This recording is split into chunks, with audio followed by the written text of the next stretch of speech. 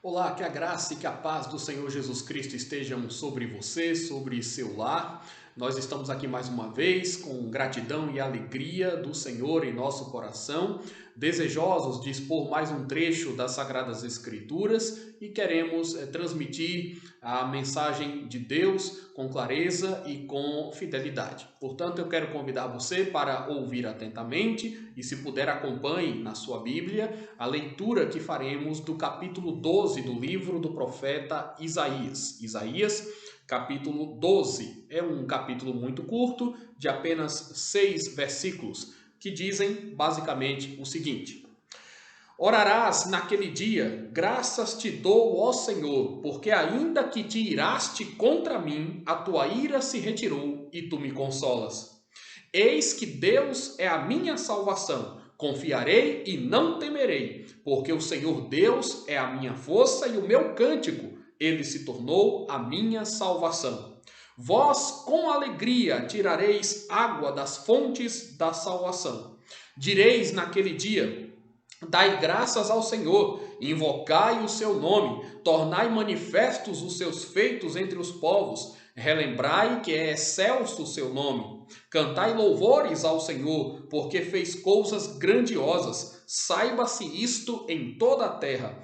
Exulta e jubila, ó habitante de Sião, porque grande é o Santo de Israel no meio de ti. Eu gostaria de convidar você para que, juntamente comigo, fizesse uma oração. Senhor Deus, amado e querido Pai, te damos graças, te bendizemos, porque Tu és o Deus glorioso sobre toda a terra. Tu és soberano, Tu comandas todas as coisas e as nossas vidas também estão em Tuas mãos. Por isso, ó Deus, que o Senhor conceda a Tua bondade sobre a vida daqueles que nos ouvem, daqueles que nos acompanham. Que a Tua palavra, ó Deus, transforme vidas, que a Tua palavra cumpra o papel e o propósito que o Senhor mesmo designou. Que o Senhor, ó Deus, nos use como instrumento nas Tuas mãos e que nós, ó Pai, estejamos sempre diante do Senhor com temor e santo tremor, sabendo, ó Deus, que devemos ouvir os Teus ensinos e que devemos viver de acordo com aquilo que o Senhor tem nos ensinado. Em Cristo Jesus, nosso Senhor e Salvador, é que nós oramos. Amém. O que fazer quando nós não encontramos paz em nosso viver? O que fazer quando a crise bate à porta da nossa casa e não vemos solução para os nossos problemas? E quando uma circunstância ruim distorce também a nossa visão da realidade? E pior ainda, quando nós começamos a indagar acerca do valor da nossa própria fé e começamos talvez a pensar, será que vale a pena ser crente em todos os momentos? Será que compensa servir a Deus e obedecê-lo sempre, mesmo que momentaneamente nós não sejamos socorridos ou até sejamos afligidos? Não somos muitas vezes nós tentados a abrir mão dos nossos princípios nessas horas delicadas? Não pensamos muitas vezes em ceder diante das propostas que o mundo nos faz? Não recorremos, vez ou outra, aos recursos que nos parecem mais fáceis e que estão à nossa disposição, desconsiderando a palavra de Deus? O profeta Isaías foi levantado pelo Senhor em um período difícil que fomentava exatamente esse tipo de atitude entre os israelitas. Era um período de angústia, era um período de muitas incertezas. Os assírios, a nação assíria, cada vez ficava mais forte e ia pouco a pouco engolindo as nações menores. Israel era uma pequena nação naquele período. Israel estava no olho do furacão.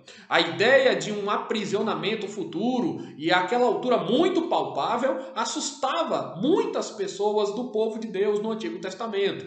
E os seus governantes sentiam isso e sabiam disso. Mas o que fazer, afinal de contas?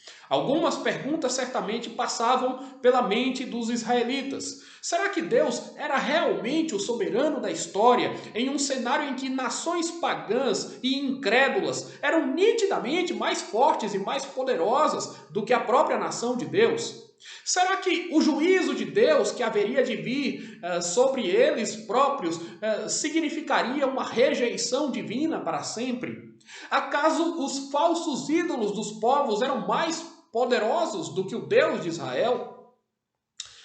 O rei do norte peca tomou uma decisão precipitada e se aliou a um povo ímpio. E o rei de Judá, Acaz, pressionado que estava de todos os lados, buscou refúgio e complacência no colo dos carrascos que queriam escravizá-los, os assírios. Os assírios, entretanto, não tiveram piedade alguma, nem por um minuto levaram em consideração a louca iniciativa de Acaz. Acaz, ao invés de buscar socorro no Senhor, buscou socorro nos inimigos.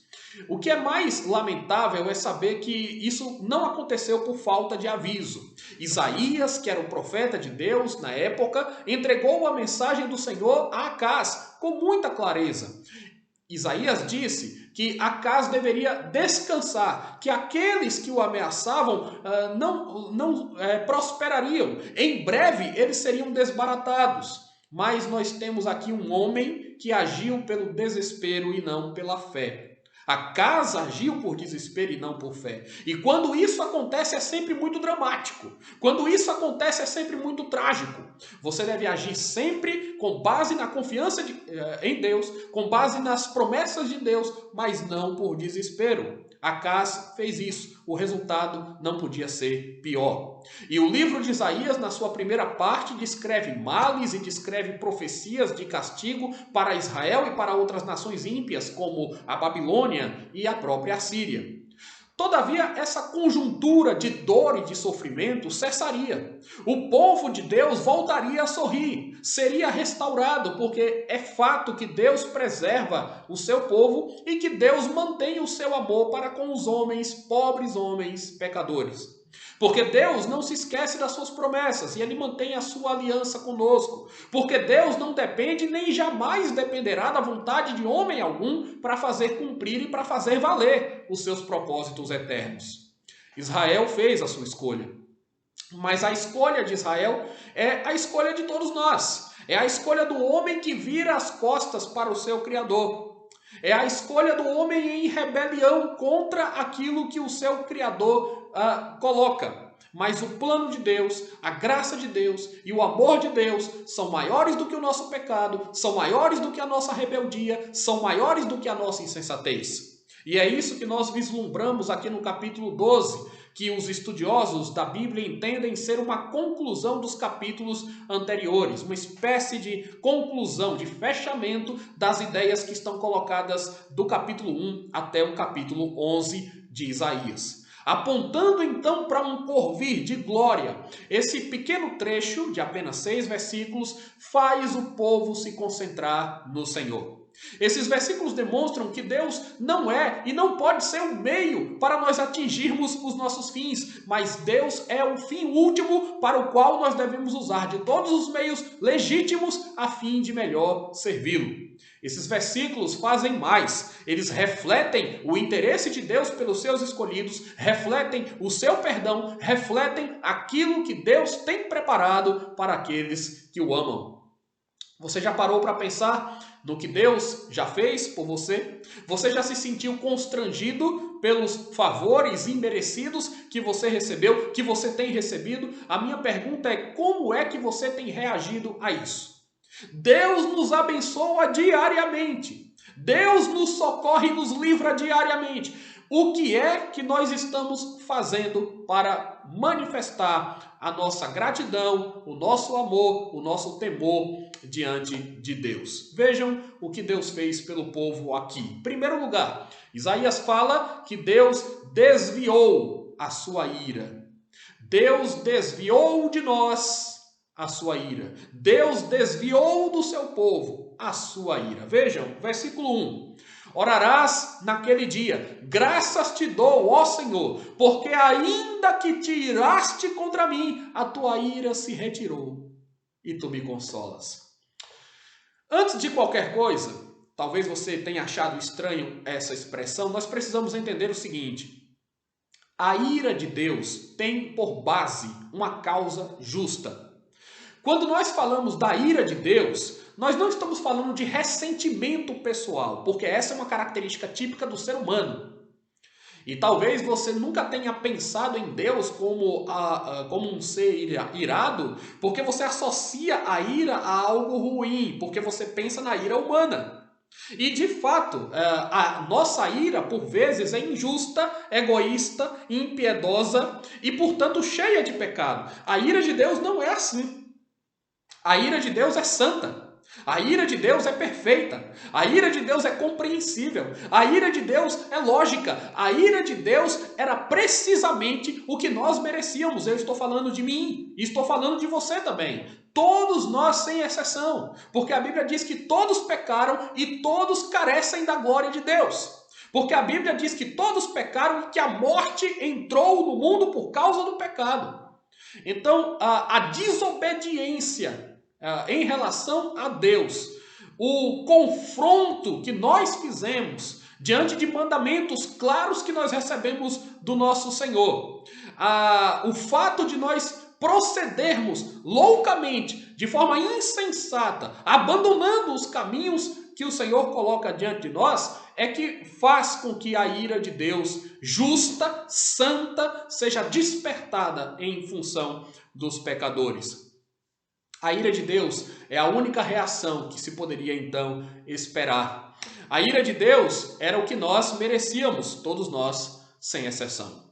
Jonathan Edwards entendeu isso muito bem quando, no dia 8 de julho de 1741, pregou o seu famoso sermão Pecadores nas mãos de um Deus irado, que, aliás, provocou uma comoção tremenda no seu auditório.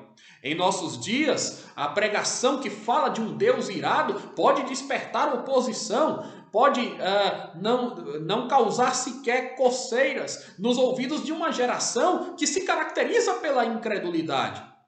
Mesmo muitos cristãos sinceros que não compreendem adequadamente o conteúdo da nossa própria fé, influenciados por um sentimentalismo antibíblico, podem vir a rejeitar a concepção de um Deus indignado, mas de um Deus que diz, de acordo com o autor da carta aos Hebreus, a mim pertence a vingança e eu retribuirei. Desconhecem ou ignoram o que o apóstolo Paulo explica ao dizer que os homens, na sua condição natural, são inimigos de Deus. E quando permanecíamos na iniquidade e na incredulidade, também nós estávamos debaixo da ira do Altíssimo. Lá em Romanos, Paulo fala também sobre isso.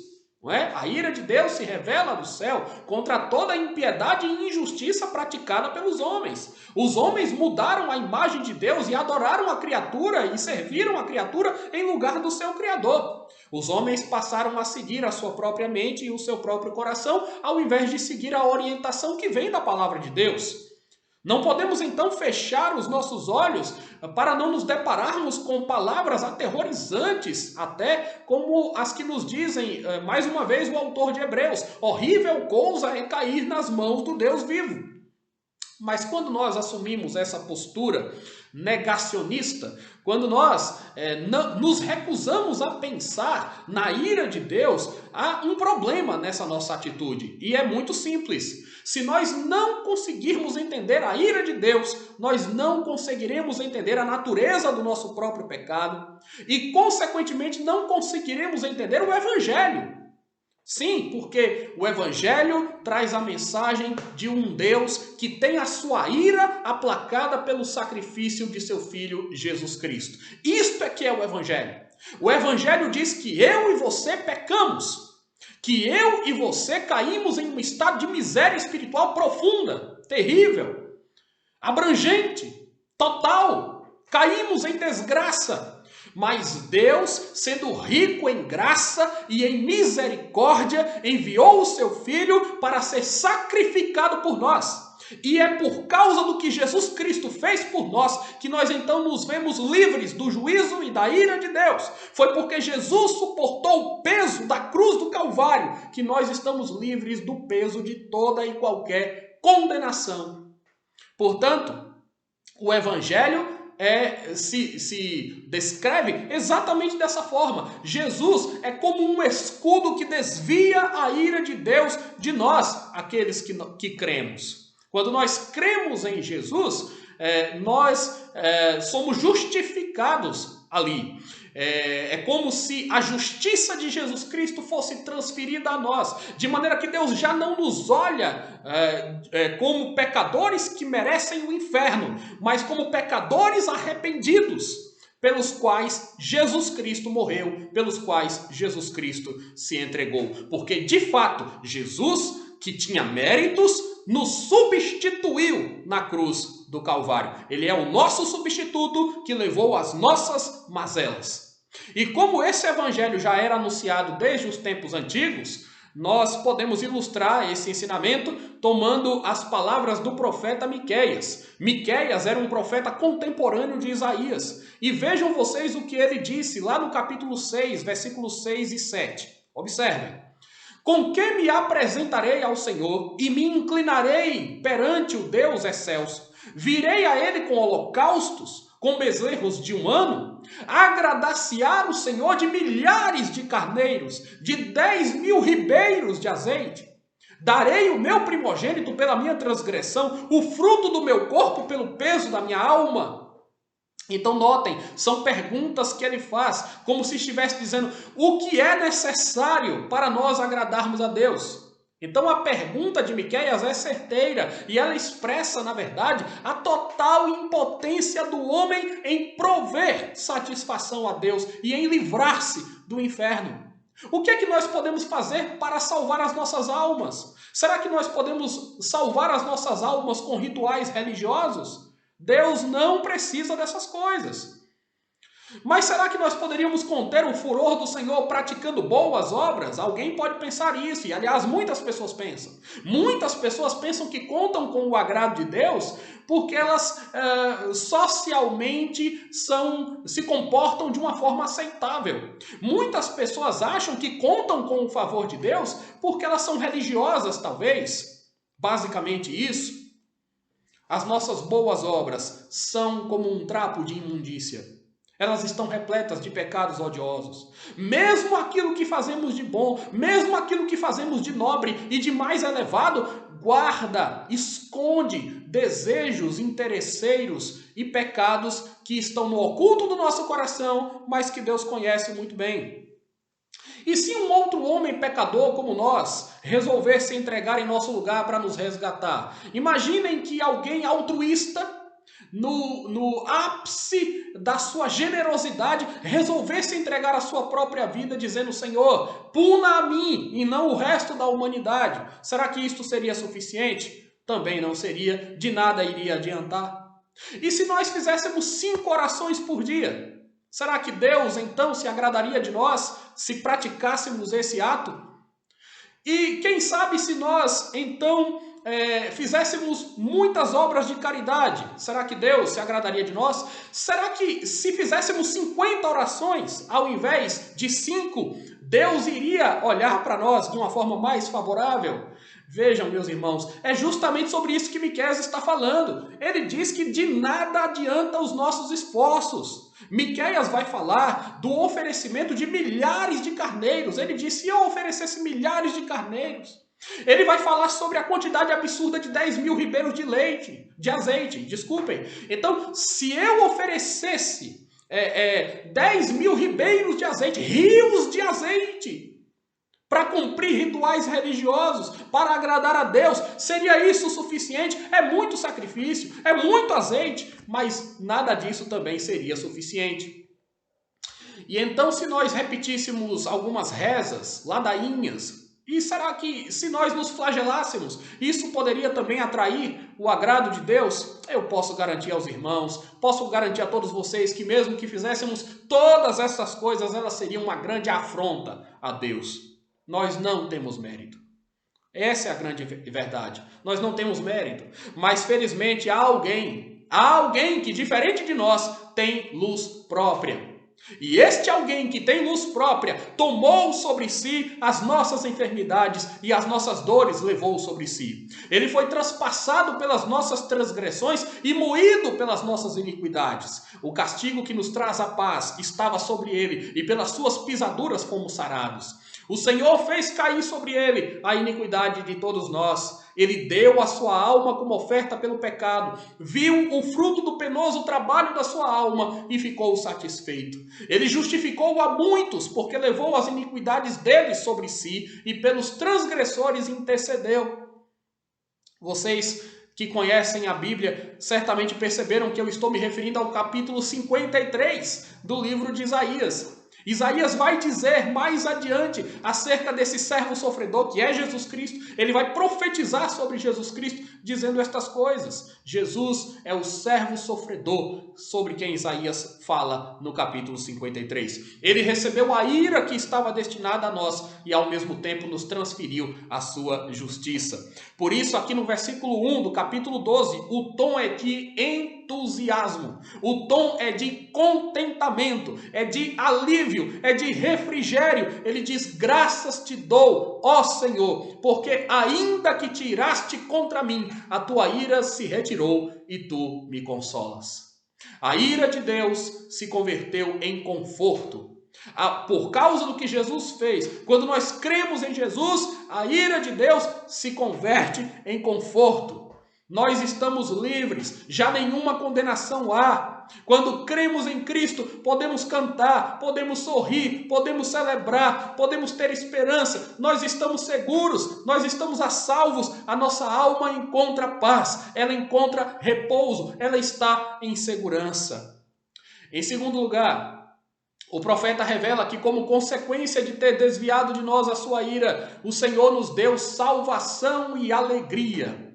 Vejam que, ao mesmo tempo em que fala do livramento político necessário naquele contexto em que ele atuou e em que ele se manifestou dessa forma, Isaías se refere ao livramento espiritual que é necessário em todas as épocas. Então, ele não está falando simplesmente para a nação de Israel, mas há uma abrangência aqui nas suas palavras que nos atinge diretamente. E então nós temos a afirmação: eis que Deus é a minha salvação. Confiarei e não temerei, porque o Senhor Deus é a minha força e o meu cântico, e ele se tornou a minha salvação. Eu quero dizer algo muito importante para você. Não existe salvação à parte de Deus. Não existe salvação que possa ser produzida pelo homem. O cântico de louvor é, portanto, aquele que está nos lábios e no coração de todo que se rendeu a Cristo, de todo que é capaz de declarar não simplesmente que Jesus nos salva, não simplesmente que Jesus nos fortalece, mas que Ele é a nossa salvação, Ele é a nossa força, Ele é a razão do nosso cantar, a razão da nossa alegria e a razão do nosso viver. E agora se estabelece aqui uma divisão interessante em nosso texto, porque os versículos 3 a 6 têm o diferencial de enfatizar o alcance dessa mensagem. Essa mensagem ela tem um alcance muito abrangente, universal, no sentido de que a salvação de Deus ela vai atingir e ela vai beneficiar homens que estão espalhados por todas as nações. O verso 3 ressalta: vós com alegria tirareis água das fontes da salvação. Água aqui tem importância simbólica. Isso porque nós podemos destacar, não é? E não podemos nos esquecer de que a terra de Israel é seca, é árida. E nós sabemos o que a água significa para uma terra árida. Algumas das regiões do nosso país tropical que enfrentam longos períodos de estiagem e que por vezes veem a sua safra, o seu rebanho se perderem, sabem muito bem o que a água representa. Água aqui é sinônimo de salvação, é sinônimo de recuperação de um solo desgastado, é sinônimo de vida, é sinônimo de sobrevivência. E é isso que Deus está prometendo com essa figura. Diante da opressão gerada pelos inimigos, diante de tantas ameaças, diante de tanta decadência espiritual, haja visto o povo ter mergulhado em muitos pecados, a ideia de água serve aqui para ilustrar a purificação que Deus ainda faria em meio a seu povo. Serve para ilustrar o lavar regenerador que vem como um bálsamo, que refresca, que limpa. tal como as fontes de águas termais que trazem benefícios à saúde, tais como dizem os reumatologistas, fisioterapeutas, geriatras. Deus promete rejuvenescer o seu povo. Eles poderiam sofrer algumas consequências, sim, por causa das suas ações naquele momento, mas isso seria temporário e para um fim proveitoso. Deus não nos aflige sem causa. Deus quer o nosso crescimento. Deus quer o nosso amadurecimento. Deus quer que nós percebamos os males que o pecado traz para as nossas vidas, nos arrependamos e sejamos salvos. Nós também enfrentamos situações desagradáveis que nos entristecem hoje, mas isso não demonstra e não prova de maneira alguma que Deus se esqueceu de nós. Pelo contrário, não é sem razão que ele nos aflige, e não é sem razão que o encerramento dessa sessão, no versículo 6, é uma verdadeira explosão da mais profunda alegria. Isaías diz: exulta e jubila, ó habitante de Sião, porque grande é o Santo de Israel no meio de ti. Levanta, exulta, jubila, porque grande é o Santo de Israel que está no meio de ti. Eu quero destacar esse versículo porque sabe qual é o sinal distintivo mais importante da nação de Israel no Antigo Testamento?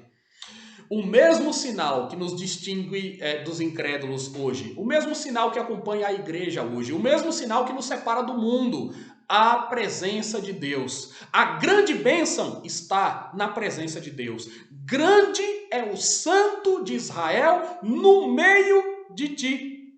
O que vai fazer de você uma pessoa diferente, uma pessoa abençoada, não é outra coisa. Não pense que a sua bênção maior está nas coisas materiais. Aliás, é por isso também que a teologia da prosperidade é tão odiosa, é tão nociva. Porque a maior bênção do crente, com muito ou com pouco dinheiro, com muito ou com pouca saúde física, com muito ou com poucos bens, com muito ou poucos problemas para resolver, é a presença de Deus. Essa é a maior bênção. A presença de Deus, o amparo de Deus, o sustento de Deus, a direção de Deus, o conhecimento da palavra de Deus que não nos é dado, não nos é revelado por carne nem sangue, mas pelo Pai Celestial. O Pai Celestial resolveu nos comunicar verdades celestiais. E isto é sobremodo valioso.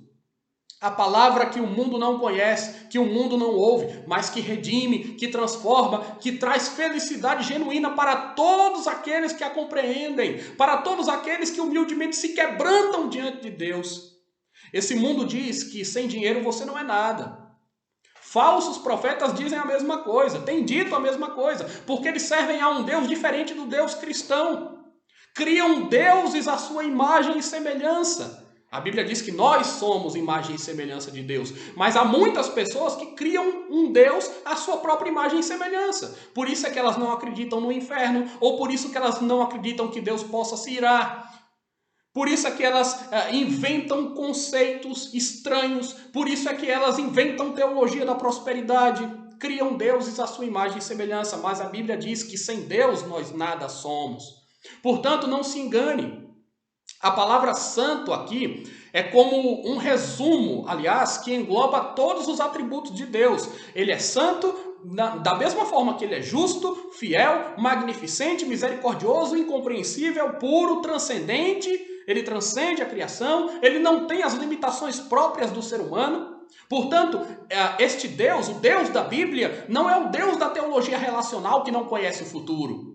Muitas pessoas acreditam que Deus limitou-se nos seus atributos para se relacionar com os homens, de modo que ele desconhece e não tem controle sobre os acontecimentos. Vejam que absurdo, vejam que heresia. Esse é o Deus da teologia relacional.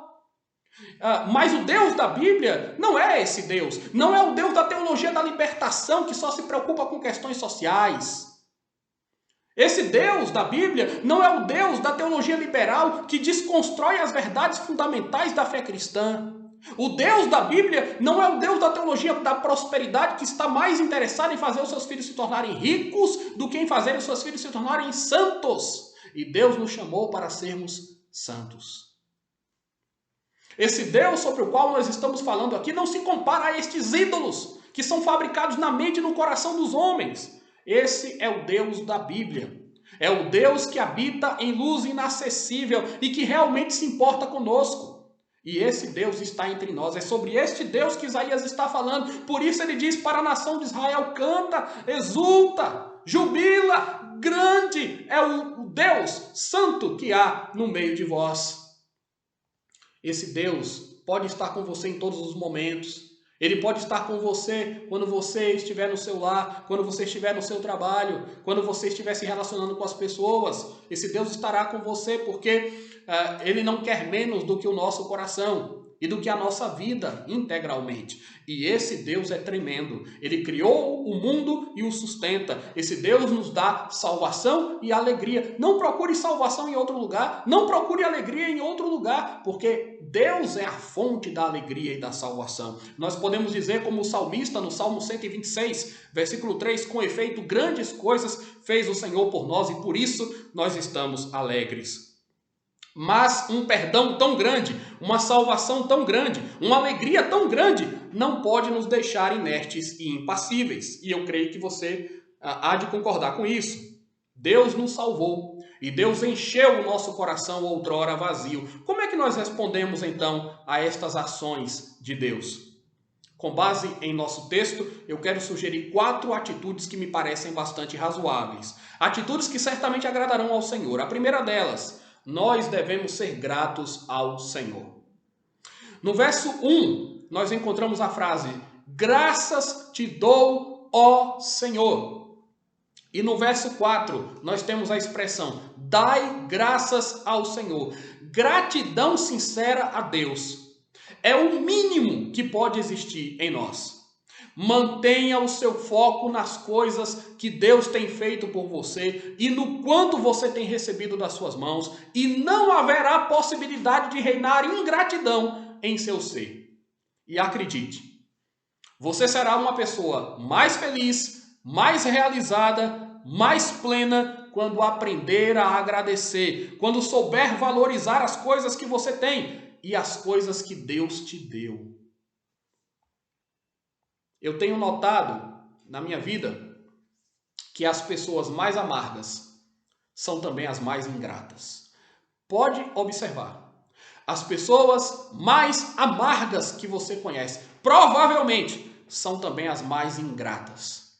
Mas tire os olhos de você e direcione os seus olhos para Deus. E você verá um brilho intenso e refulgente que fará você dizer: Senhor, eu nada mereço, mas eu tudo tenho. Senhor, eu posso perder qualquer coisa, mas eu não vou perder a maior de todas. Eu tenho a Ti. Graças te dou. Portanto, seja grato no seu coração pelo que Deus fez por você. Esse é o primeiro passo. Uma segunda atitude que se requer de nós aqui: nós devemos confiar no Senhor. O verso 2 enfatiza: confiarei e não temerei, porque o Senhor Deus é a minha força e o meu cântico, e Ele se tornou a minha salvação. A você, meu irmão cristão, eu quero nesse instante dizer que Deus não nos desamparará. Deus ama os seus servos e não retira deles a sua bênção. Muitas são, às vezes, algo que nós podemos ver vastamente na Bíblia, em que a única exigência que nos é feita por Deus é confiar. Muitas vezes nós percebemos que não temos forças, que somos impotentes, que não há o que fazer. A única coisa a fazer é confiar em Deus. E é aí que Ele também se revela como sendo o nosso braço forte. A sua vontade é boa, perfeita e agradável.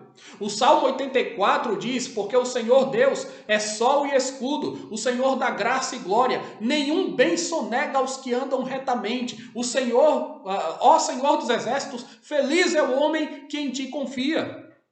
Aqui mesmo em Isaías, se formos ao capítulo 26, nós podemos ler: tu, Senhor, conservarás em perfeita paz aquele cujo propósito é firme, porque ele confia em ti.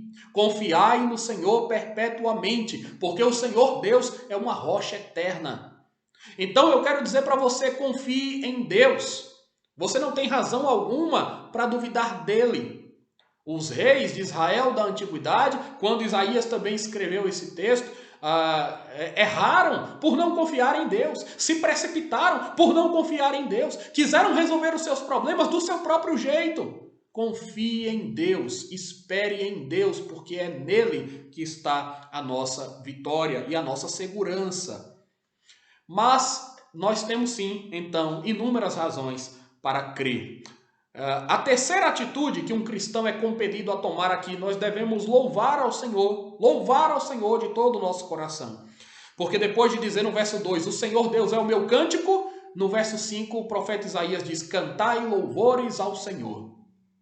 Aquele que tem o coração grato, que espera e que confia no Senhor, é o mesmo que vive para a glória de Deus, é o mesmo que está disposto a louvá-lo com toda a força da sua alma.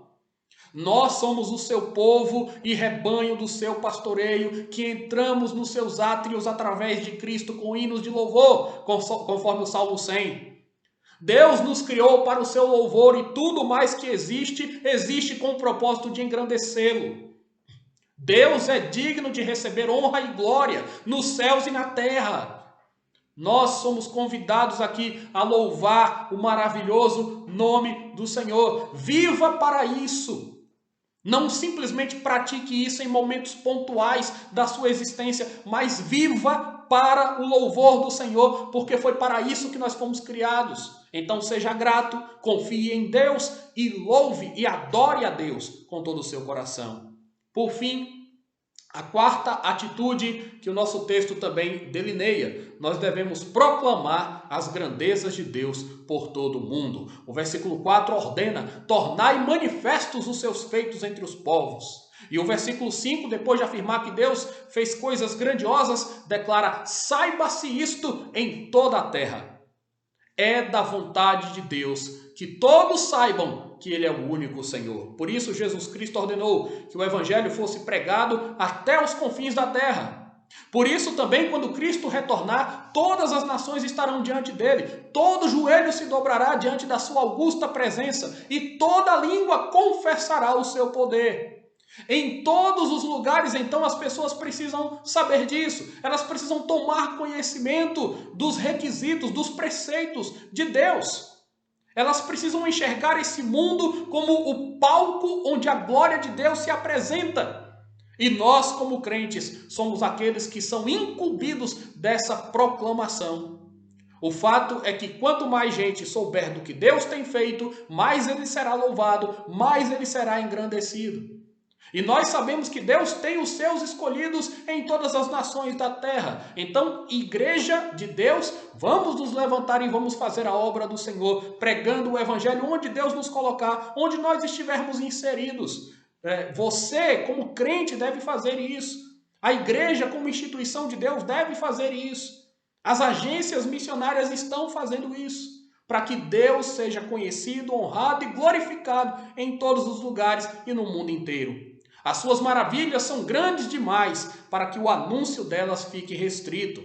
E como há propósito do Senhor no alcance dos incrédulos, na salvação dos povos, preguemos o evangelho, vamos à seara, roguemos por mais trabalhadores, façamos um trabalho árduo e prazeroso, investindo e chamando as pessoas uma a uma para ter com Deus uma vida diferente.